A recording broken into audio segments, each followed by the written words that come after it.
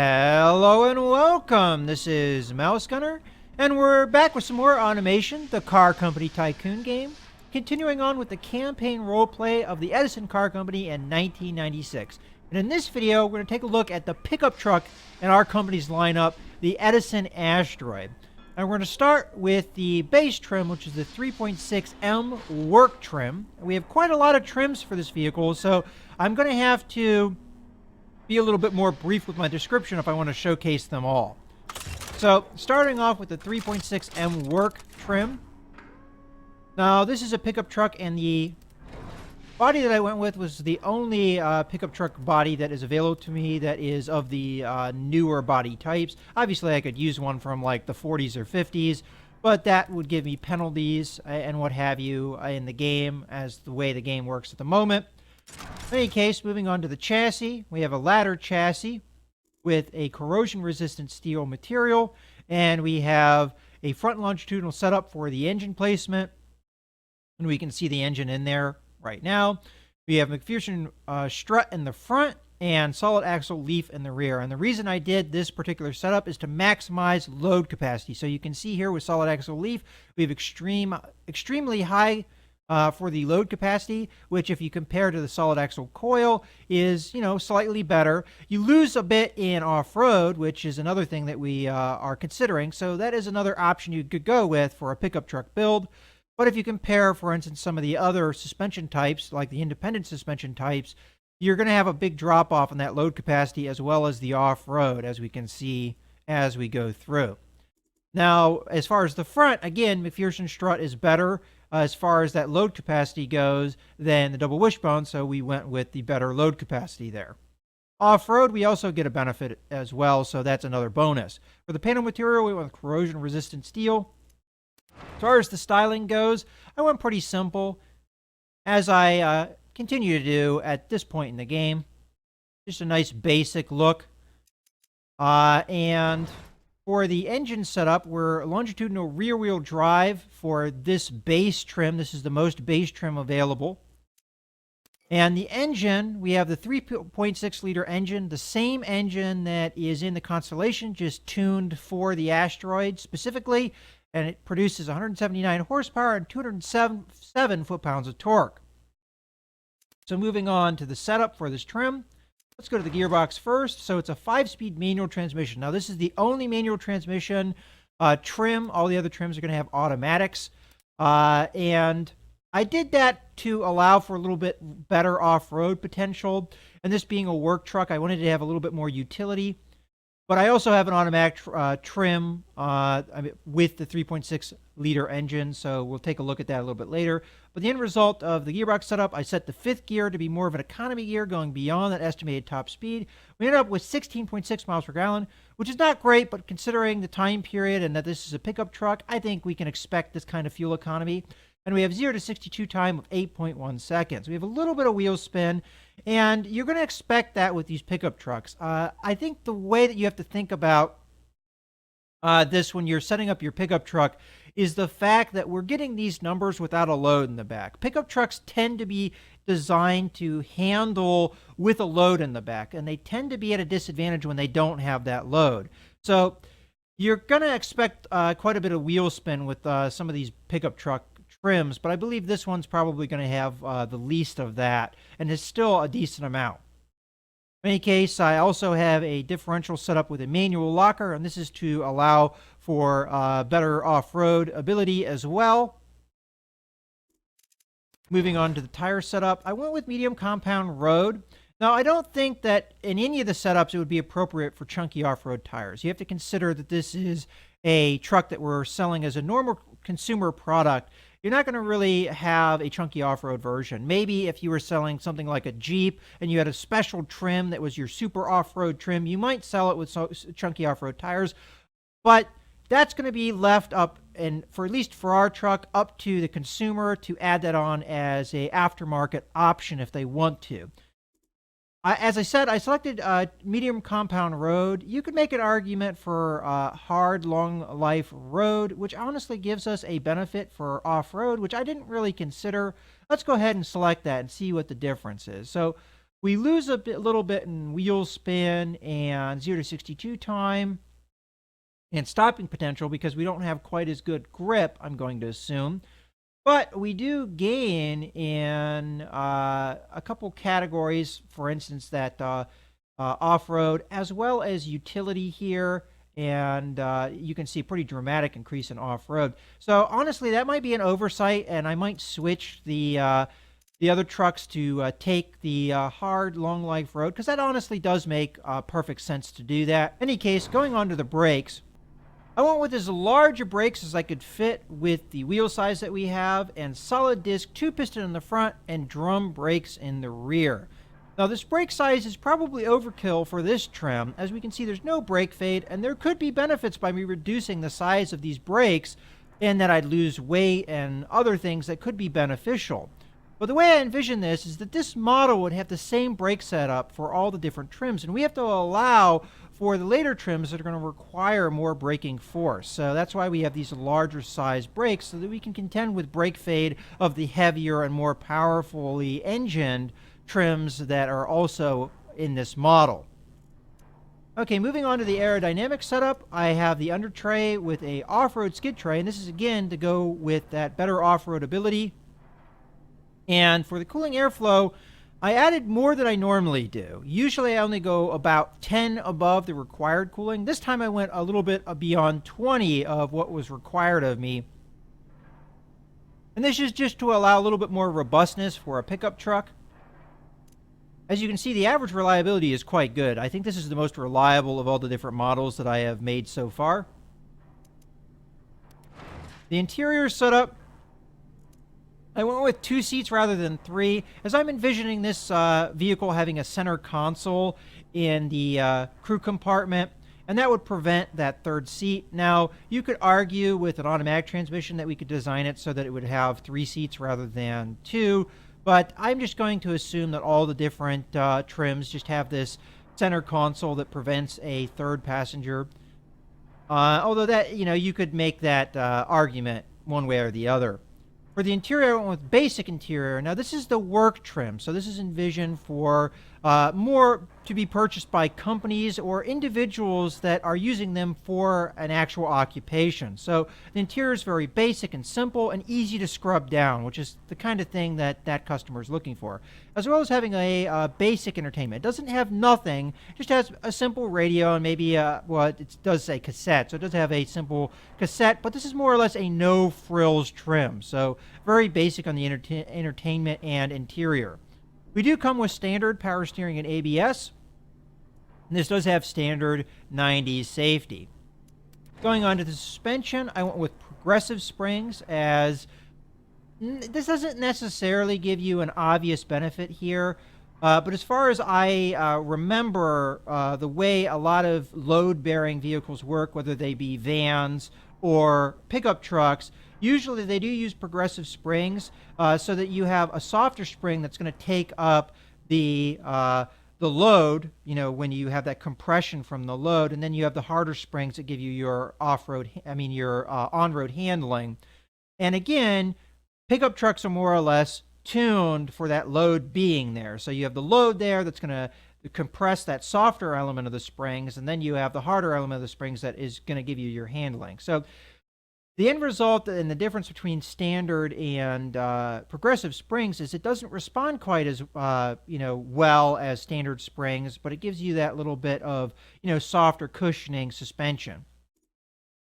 I went with twin tube dampers here rather than the gas monotube, and mostly the benefit that we're losing is we're losing a little bit in sportiness and comfort.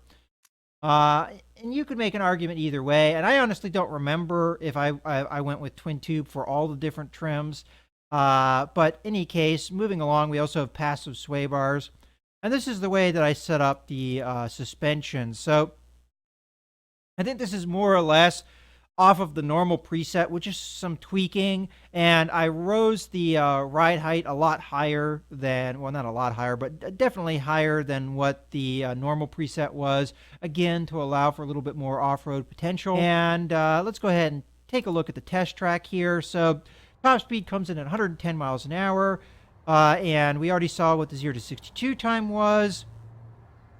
Let's go ahead and get a track time on our airfield track. And this is probably not going to blow us away, but 1 minute 37, not bad at all. Honestly, that's really not that bad. In any case, let's go ahead and jump into our next trim and see some of the differences. So I'm going to jump into the other 3.6 liter engine version. Now this is the automatic version, and I've made this a standard trim rather than a work trim. So there's going to be some divergence from that work trim that we saw earlier. Now I am going to make that change with the tires just across the board, I think. In any case, we have an automatic transmission being one of the big differences, and this is a 4-speed automatic rather than a 5-speed. Now, this did have some pretty dramatic effects on us. For one, it really lowered the 0 to 62 time, and we've seen that so far with all of our other models, that when we switch to an automatic version, we get a pretty significant penalty in our 0 to 62 time, and I honestly don't feel like that is all that realistic. Yes, I expect a little bit of a drop in performance from a manual to an automatic, but not that severe. This is more than a second, and this is even after I made the gearbox with a much more aggressive setup, taking away that economy gear and making it all of the gears more of an acceleration gear. Even still, we're more than a second behind our manual transmission version. We also have a big drop off in fuel economy, but again, part of that has to do with how aggressively we set up the gearbox. But moving along, we go to the tire setup, and here I am going to make that change to hard, long life road. And, we are losing some in drivability, but I honestly think that is an okay compromise because we're actually getting quite a big number here in drivability. I think this is actually one of the better performing vehicles as far as drivability, and I really honestly don't know if that's all that realistic for a pickup truck to handle better than pretty much all of the other models we've made so far. This is giving us some benefits in comfort, prestige, utility, and definitely in off-road, which is something we want to see. Also, I am keeping that manual locker option for this with this trim. But moving on to the aerodynamics, nothing's really going to change here. Oh, and brakes are also the same. But I might as well show it so you can see the brake graph.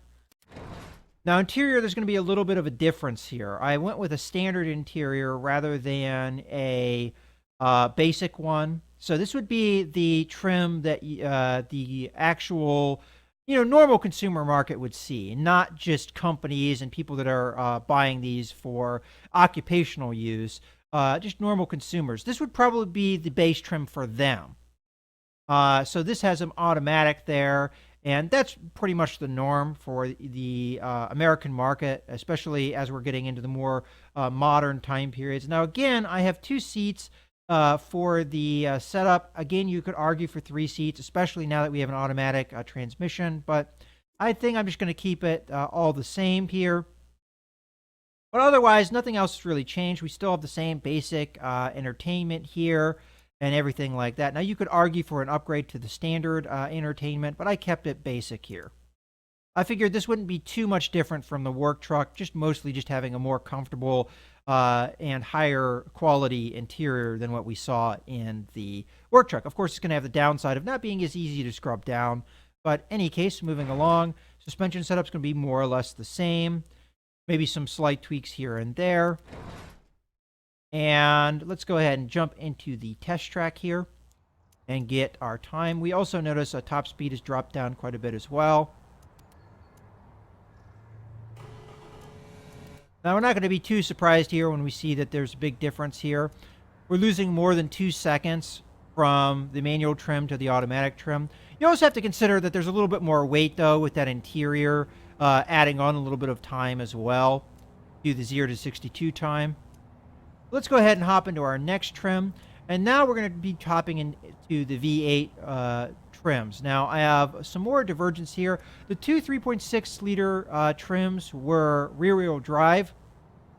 But we're now going to be seeing some 4x4 trims as well.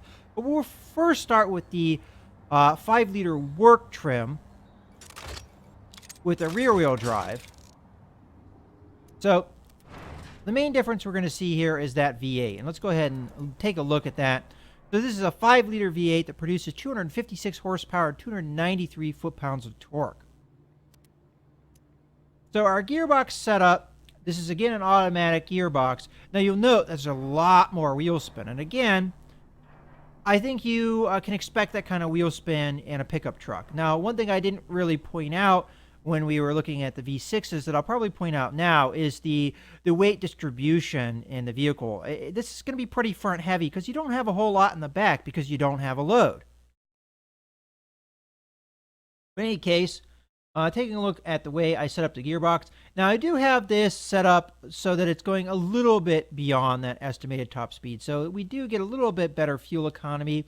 And also, to contend with how much wheel spin we're getting, I didn't want to go too much above 20% here. But we do have a 0 to 62 time of 7.5 seconds, which is a pretty significant improvement over what we had with the 3.6-liter engine, especially if you consider that automatic that we saw previously.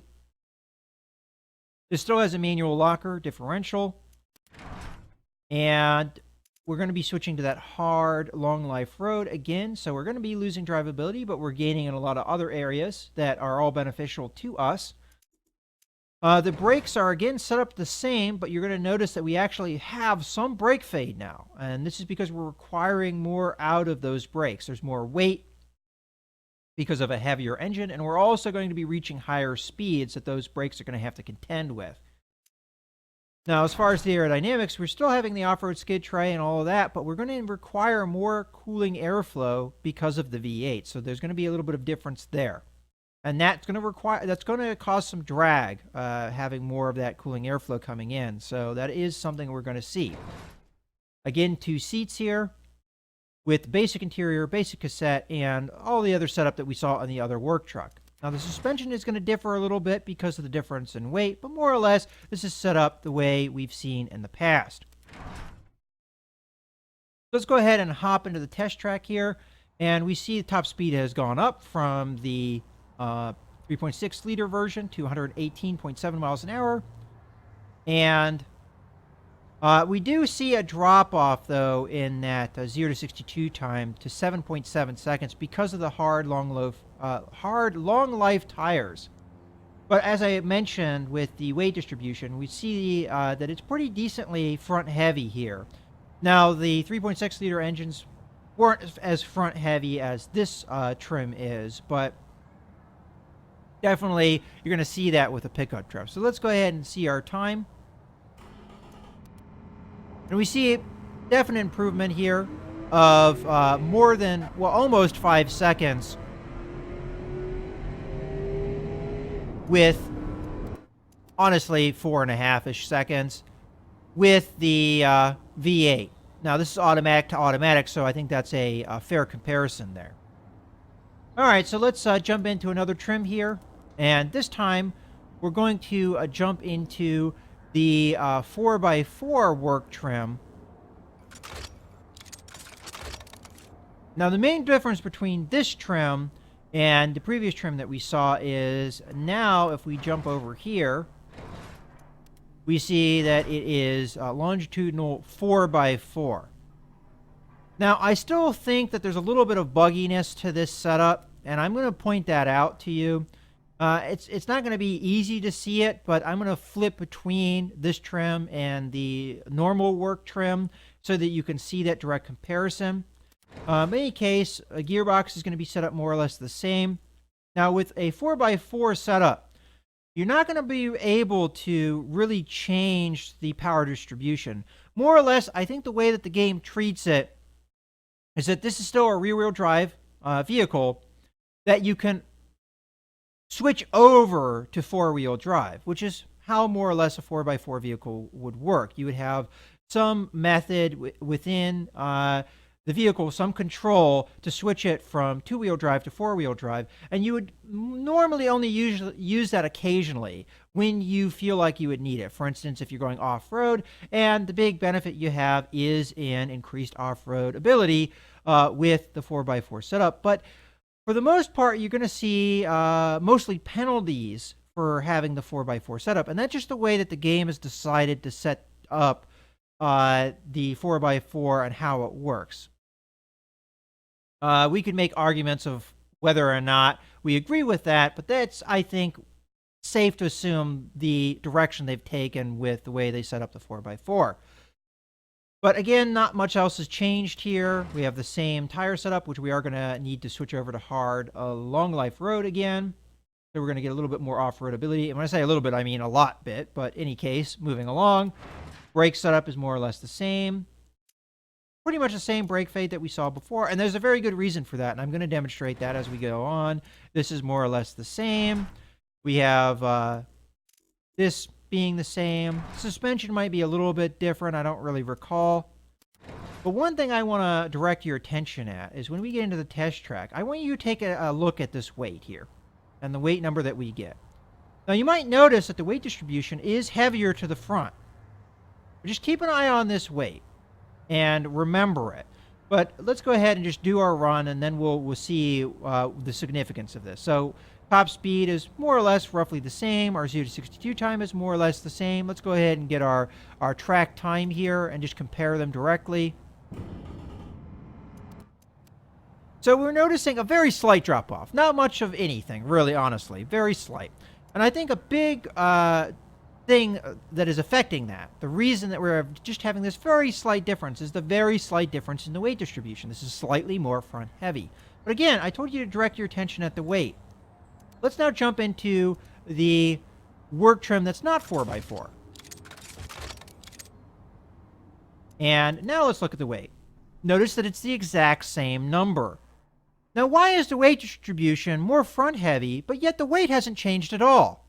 That makes literally no sense. 4x4 setup should weigh more. As a matter of fact, if we switch over here to where you can select your drivetrain selection, and we mouse over the 4x4 setup, you see there the comparison from rear-wheel drive to 4x4. It says weight, average versus high. So 4x4 should weigh more. But if we go over and we look at that test track number, that weight is exactly the same. That is a bug that has existed since they implemented 4x4 into the game, and apparently they are oblivious to it. In any case, moving along, we have a couple more trims to look at. And now we're going to be hopping into the crew cab variants. So we're going to go into the standard crew first. Now, I didn't do any premium trims with this. Now, you might notice right away one big difference here. We now have a 4-door setup, and I noticed that I failed to give door handles to the 4-door setup, but that's actually kind of funny. It looks like you actually do have that, and these are like suicide doors. So I'm not going to change that because that's kind of funny the way that it ended up. But definitely I should have switched that up a little bit and put some extra door handles here. But in any case, let's go ahead and take a look at the difference and what I did. So we go over to this setup. You can change with the different trims what kind of setup you want to do. So the one I ended up with all the work trucks and that previous standard trim that we used, we were using this 2-door variant here. So I went with the 4-door variant here, which is more or less a crew cab setup, and at least that's the idea for it. So let's go ahead and look at the differences here with the crew cab setup.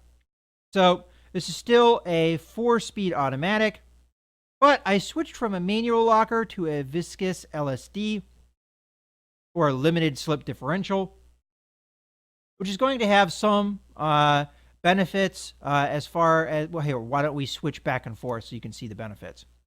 So one thing it's going to really help us with is the wheel spin, but it is going to lose a little bit in off-road ability. Now, it's definitely better than just having an open differential, but not quite as good as having a manual locker, but it gives us some benefits in sportiness for one, and it does help quite a bit with the wheel spin, which is going to help us pretty much across the board. With that being said, the gearbox setup is a little bit more aggressive, with the fourth gear not going quite as far out as an economy gear as what we had in the past. Now, the end result is we get a 0 to 62 time of 7.3 seconds, which is definitely quicker than we saw before. But we do have a little bit worse fuel economy of 12.6 seconds. Moving along, wheel setup is going to be more or less the same, but we are going to make that switch to the hard, long life road, which is going to add in quite a bit of wheel spin, and it's going to hurt our 0 to 62 time, but that's what it's been doing on all of our other trims, and I think it, is a nice thing to add in because it does give us some off-road potential. Moving on, brakes are set up more or less the same, although we do have more brake fade because we do have more weight with that extra crew cab setup. The aerodynamics are going to be set up more or less the same. We still have that off-road skid tray. And we have 5 seats rather than the 2 that we had before. So we have 2 up front and 3 in the back. We want standard interior and standard cassette. And power steering and ABS and all that stuff is still more or less the same. And again, I'm envisioning this as probably the most desirable of the different trims for the normal consumer market. A lot of people are going to want the crew cab version. Now, we don't have a V6 version or trim with this crew cab. I think that's okay. I think if you look at pickup trucks today, you'd more or less see that. Once you upgrade up to that crew cab, you're probably not going to have a V6 in there. You're just going to have maybe a couple V8 variants or options that you could select. We're only going to go with just the one engine and not have, a couple different V8s that you could have that you might see in real life. But moving along with the suspension setup, there's going to be some slight differences here, again, because of differences in weight.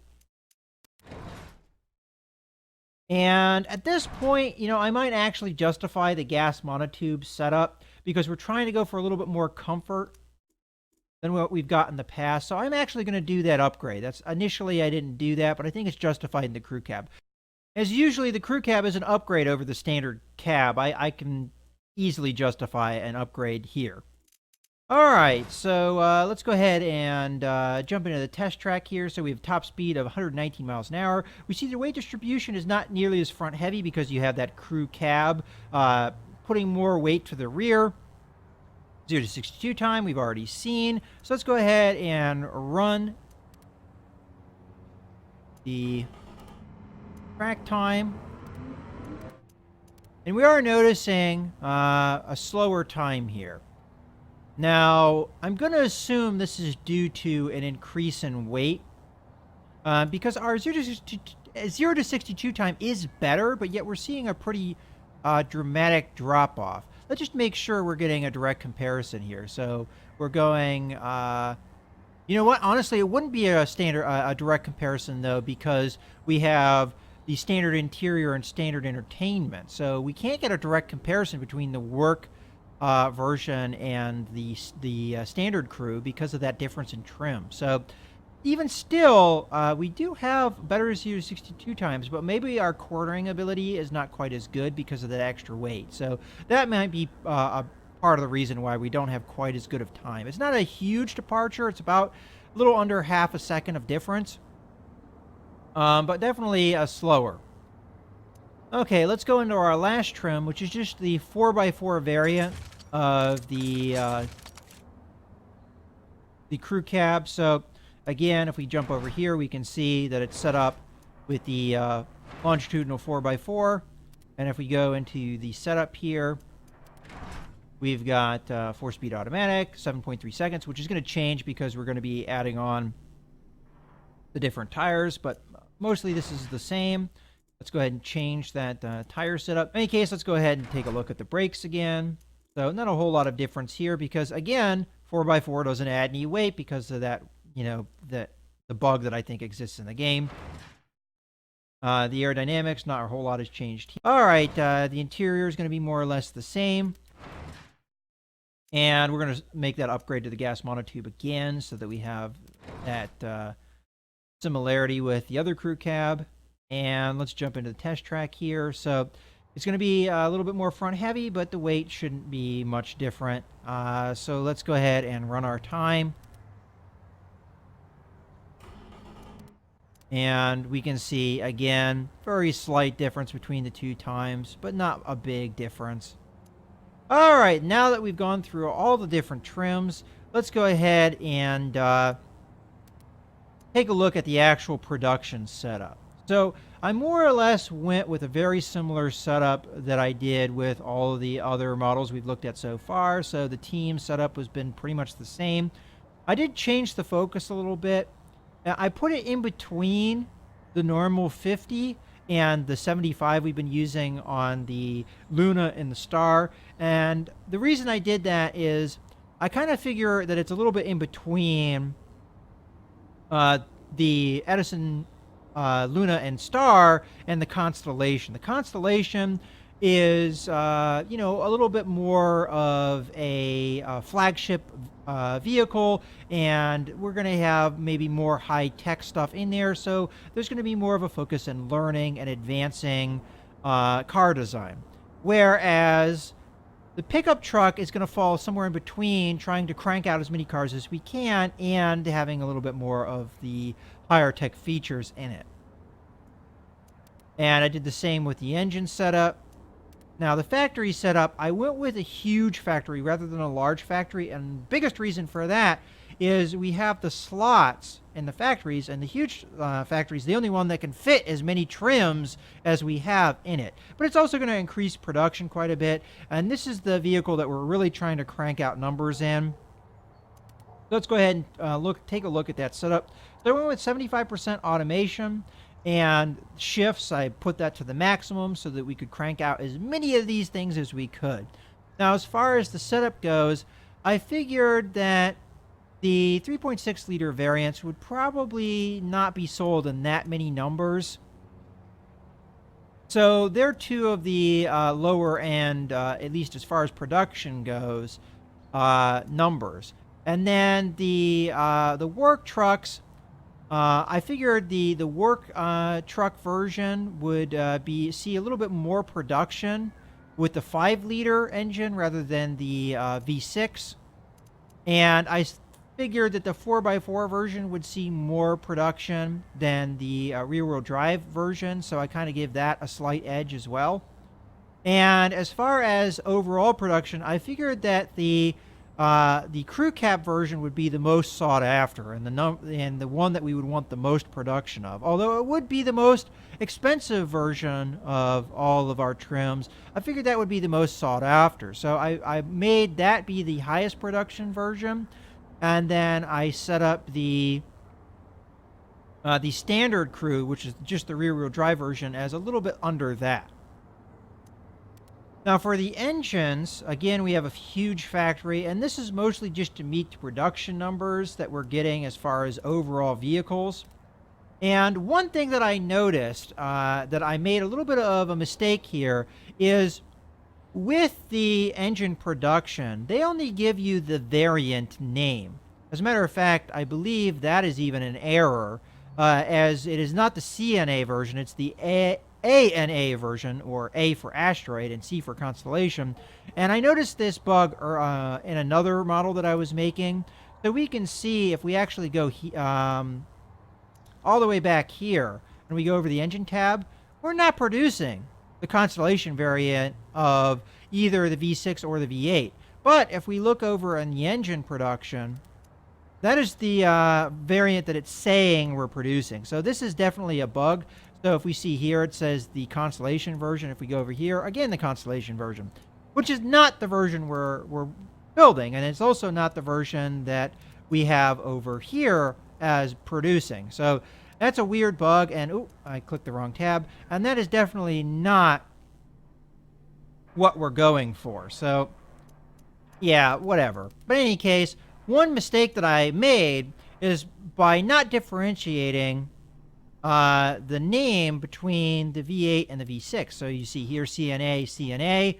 I added this number on so that I knew this was the V8. Because the mistake I made is I assumed that this was the V6, the one that was the first one, because that is our base trim.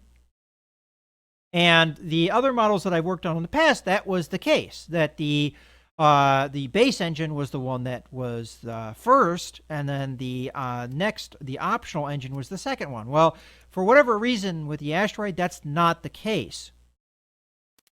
So I had to make this differentiation because I made that mistake of I was underproducing V8s and overproducing V6s. So more or less, I matched the production numbers of the V8s to the actual production numbers of V8 trims.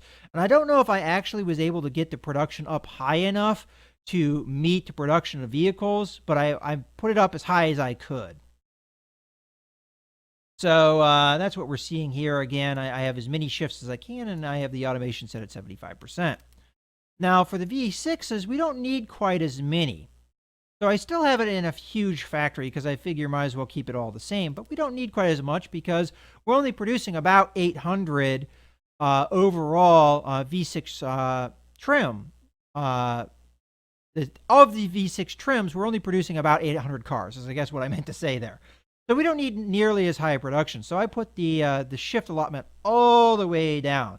Now this is going to help in overall quality, but it is also going to drive cost up. So finally, we have the actual cost. Let's go ahead and start with the cheapest trim here and work our way through it. Now, the funny thing about this is even with a 5% markup, the end cost that we're getting is actually cheaper than a lot of I'm not even 100% sure of this, but I bet you if I opened up the Luna, it wouldn't be far off this cost. I really don't know why it's so cheap. It's only $11,000, which is way cheap for a pickup truck. Usually pickup trucks are more on the expensive end. Now, I know that we're using the work truck base trim here, which is going to be the most affordable trim. But even when we get into the crew cab variants, you'll note that the price is really not that high. But in any case, let's go ahead and take a look at the market segments that we're addressing here. So we have family, utility, and heavy utility as our main markets. And we're looking for more of a utility delivery type vehicle with this model, and especially this trim, the work trim. So we are definitely addressing those different markets. And we get a little bit in off-road as well, although we're not performing as well in that as we are in some of the other segments. As a matter of fact, we're performing better as a pony car than an off-road car, which is kind of funny to think. But as far as it goes, not too bad. Now, the delivery vehicles, we're not doing so well in affordability here, which I think is a big reason why we're not performing as well in delivery vehicles. And honestly, how you would get a cheaper delivery vehicle than this trim, I really don't know. And this is another thing that I really wish they would change, is the affordability of some market segments honestly make absolutely no sense. A pickup truck or van is going to be more expensive than some other vehicle types, for instance, like a car like the Luna. And yet, delivery vehicles here are not affordable. Even with something, I mean, the affordability is so low, even with something as cheap as this. I mean, how do you make a delivery vehicle that costs less than $11,000?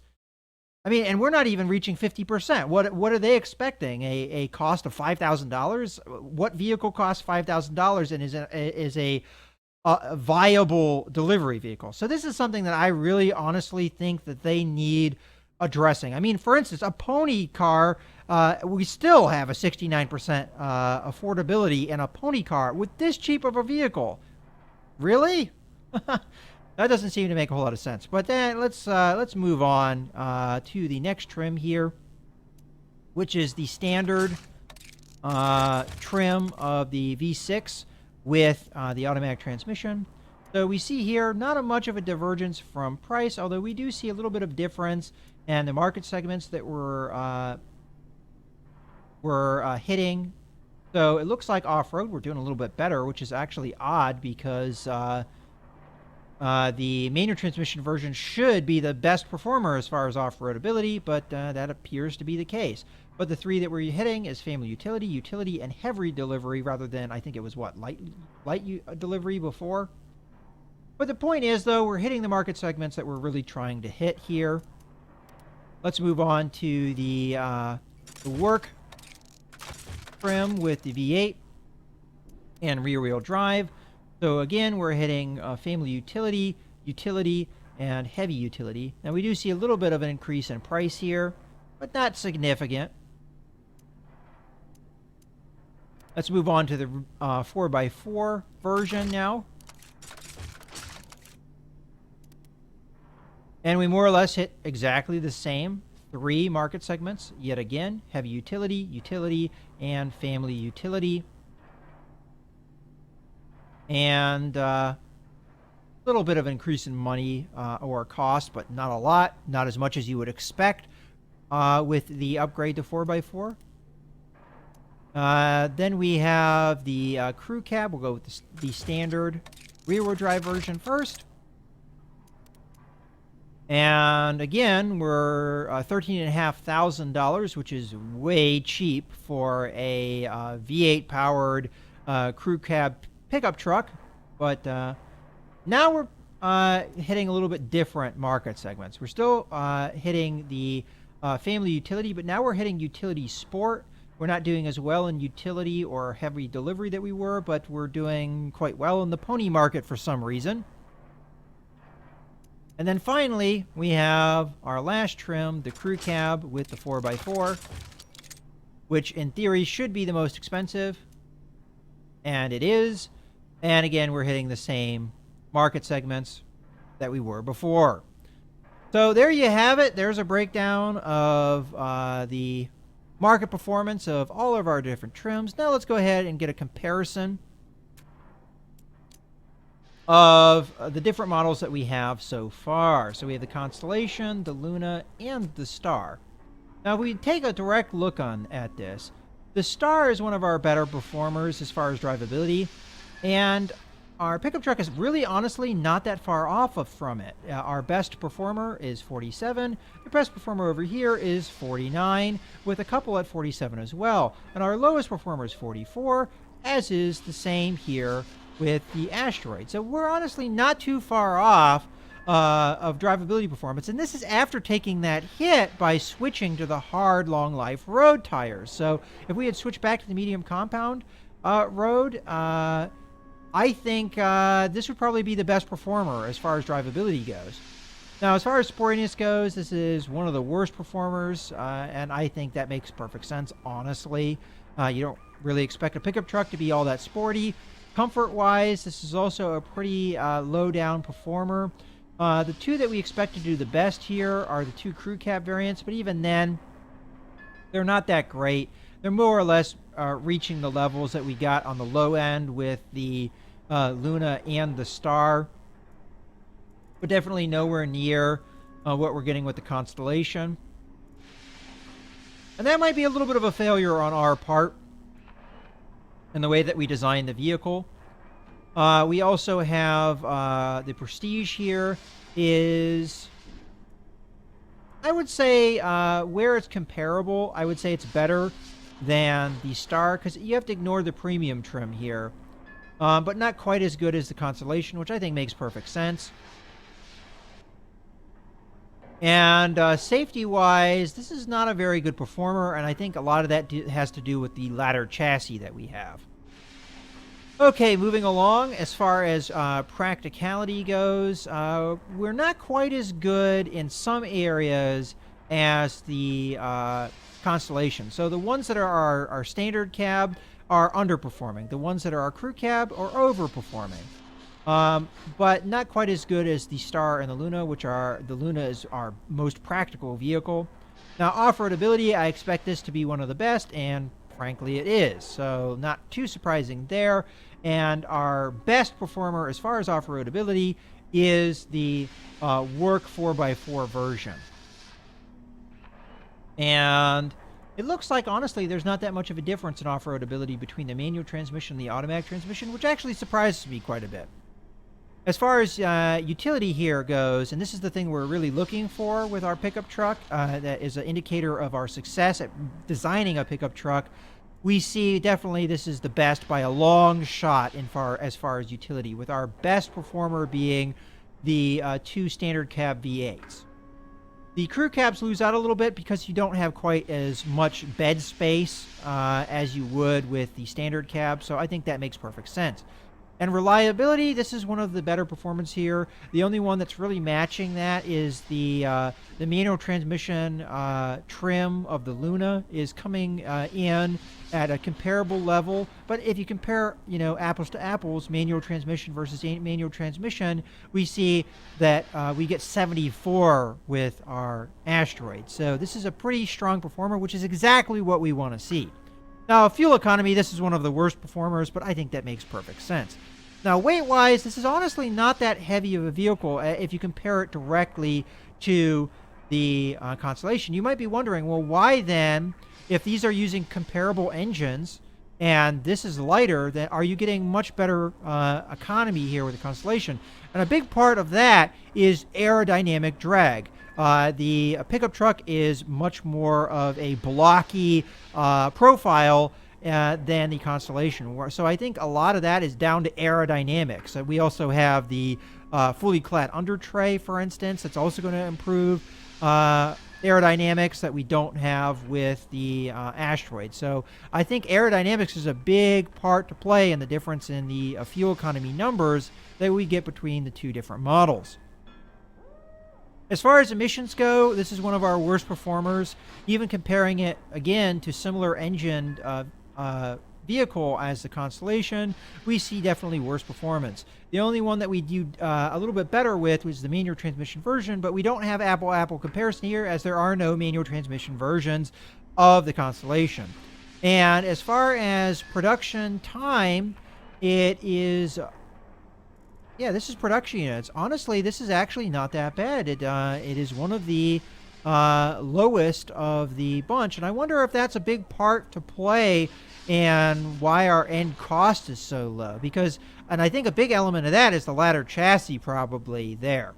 So even the highest production unit trim we have is underneath all of the trims of the Luna, and it matches the lowest of the stars. So that's very interesting to see. But actual cost is beyond that of the Luna. But if you remember correctly, or if you remember from earlier when we were looking at the price of our lowest or cheapest trim of the Asteroid, it was somewhere around 11,000. Let's go ahead and jump into the Luna, which should theoretically be our cheapest car, and see how much does that cost with the same markup. It costs $12,164. So our Luna is more expensive than the Asteroid. Does that make much sense to you? Honestly, it doesn't make much sense to me. And that's another thing that maybe needs a little bit of tweaking as the end price value of some of the vehicles. The fact that a pickup truck would cost less than a small compact car doesn't really match up with reality all that much. But in any case, I hope you guys have enjoyed this video. This is Mouse Gunner, signing out.